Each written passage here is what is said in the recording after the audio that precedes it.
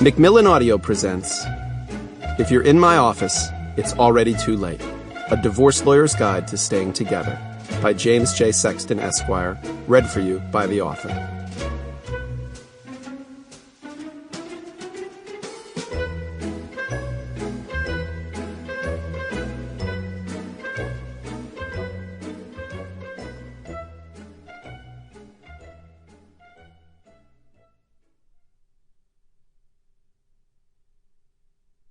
For Mom, Casey, and Nate the Great.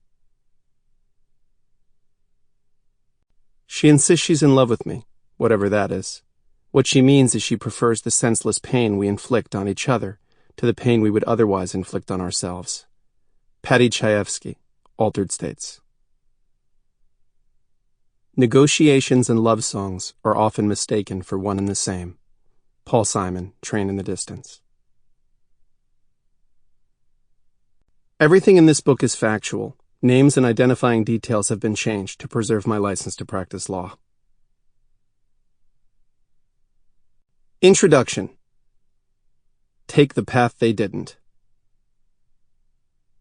This is a how not to book. How not to fuck up a good relationship or marriage.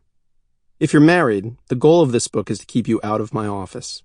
Better still, the goal is to help you have a marriage in which the idea of coming to my office would only ever be the most momentary of fantasies when your spouse does something boneheaded. If you're not married, the goal of this book is to keep you from heading towards the mistakes and bad choices that my clients and their romantic partners have made that brought someone like me into their lives. As a divorce lawyer who's facilitated the demise of more than 1,000 unhappy marriages, and counting, I observe the things people typically do to ruin their relationships, to stifle their happiness and that of the person whose well-being they once cared so much about. Year by year, couple by couple, I can't help but take it in. I'm not a therapist, but almost every day at work, women and men describe to me, in total candor and painful detail, all the behaviors that they or their partners engaged in to turn a relationship born of the best intentions into a steaming pile of shit.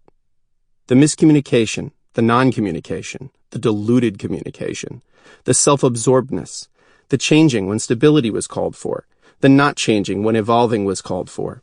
I've had a ringside seat to countless ruined or doomed from the start relationships. After 2 decades of performing this profoundly intimate service for so many ex-spouses-to-be, as well as for people in myriad other relationship permutations, such as living together or having children in common, the sheer bulk of these observations has turned into a wisdom of sorts. Not long ago, about the time my own marriage was dissolving, I started to think that there was practical value in sharing what I had learned, that people in marriages and other romantic relationships who really want things to work in the long term might be at least as well served by the not-tos as by the words of those who claim to know the secret of creating a strong or good relationship, those mystical truths that fill so many magazines and books. As a divorce lawyer who got divorced, I've learned at least as much about love and honesty from the latter condition as from the former. Let me say right here, in my practice, I have not gained insight into what makes a relationship good, and I won't really opine on the subject. It may be, quite simply, that from where I'm sitting, there appear to be countless ways that something can be good, but a finite and more easily identifiable set of ways things go bad. In my professional life, I do not see the good marriages, the great marriages, the solidly pretty okay marriages. The people in those marriages never set foot in my office. I know that, just as an oncologist is aware that not everybody has cancer, though everyone who comes to see him does. No, everybody is not fucking everybody. Most divorce lawyers adopt this dark worldview pretty quick. No, not everyone is cheating their spouse out of money or trying to use the kids as leverage to minimize child support obligations. I'm guessing, though I believe this is an educated guess, that in the good relationships, the ones I don't see, many of the recommendations I make throughout this book are already in use, resulting in incredibly rewarding and enduring unions. I know this. In 20 years of practice, I have never, not once, not ever, met a person who was cheating on their spouse and who also appeared genuinely in love with that spouse.